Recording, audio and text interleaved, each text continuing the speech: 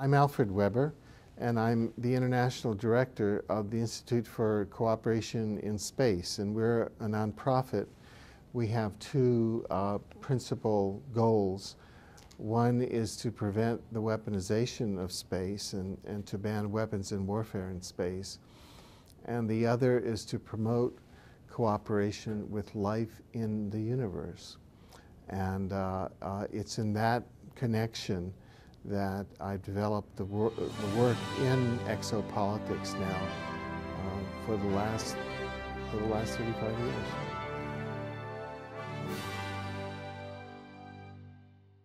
In 1977, I proposed and became director of a proposed extraterrestrial communication study done in conjunction with the Jimmy Carter White House. And Jimmy Carter, of course, had a close encounter with a UFO in the company of 10 members of the Leary, Georgia Lions Club in 1969 while he was running for governor of Georgia. While he was governor of Georgia in 1973, he had filed an official UFO report. It's now on the internet so everybody can see it. And the 1976 U.S. presidential campaign was extraordinary because it was waged between Jimmy Carter, on the one hand, well, you can't say he's a UFO contactee, but he's had a close encounter, and it was waged, the first campaign waged on a platform which included a disclosure plank of sorts. And there was Jimmy Carter was asked. There was on various occasions, and this is documented in the campaign. A UFO expert in Wisconsin asked him if he, once elected, would he open up the extraterrestrial UFO files, and he said yes, he would. He went from maybe to yes. On the other side, of course, was Gerald Ford. Gerald Ford had been a member of the Warren Commission, one of the architects of the single bullet theory, and through his role in the U.S. House Armed Services Committee subsequent to the 1966 very famous UFO flap in his state of Michigan, the U.S. Armed Services Committee, had taken kind of a national security approach, and not very much information had been forthcoming from that. So you had sort of the two sides really waging a political campaign there. It was a very interesting exopolitical exercise, and Carter won.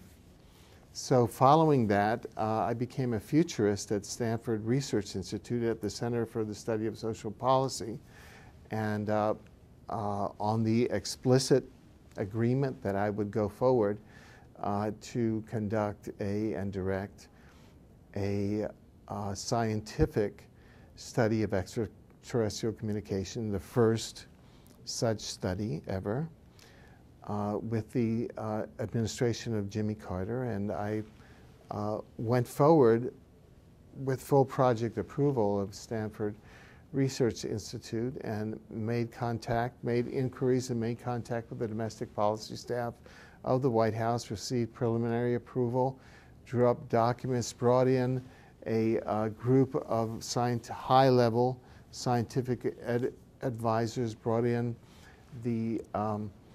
made contact with the National Science Board. I was then doing contract research with them, and developed a project plan which would have brought this forward. This was in the spring and summer of 1977.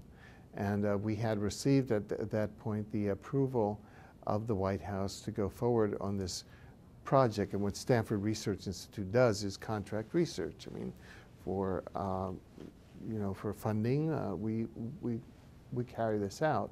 So at one stage, I remember I had just met with an Assistant Secretary of Defense of the Carter administration in the Pentagon, in the inner ring of the Pentagon, and we had been discussing their proposals for space platforms and for weapons based on space platforms.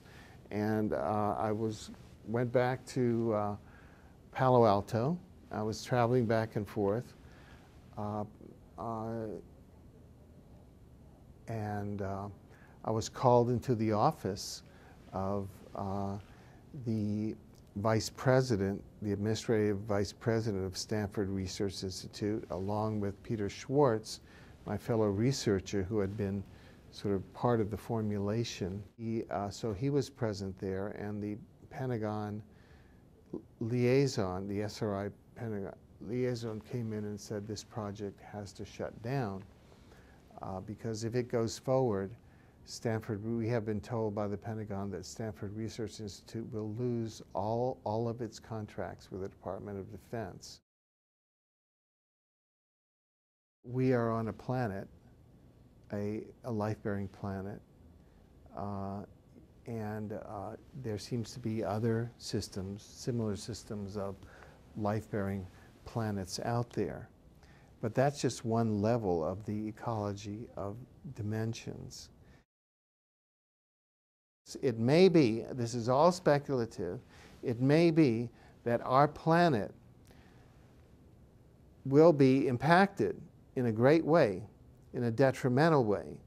And the Greys were authorized to, sort of like a Noah's Ark, to develop a full genetic and DNA bank of all flora and fauna on this planet so as to replant it centuries down the road after the catastrophe. That's one story.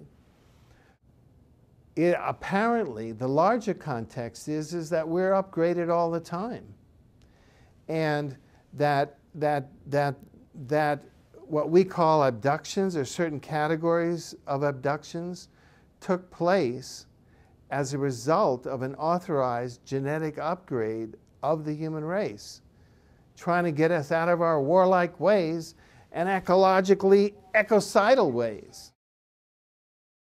What has been replicated and established is that there is an apparent intelligent civilization on our neighboring planet of Mars.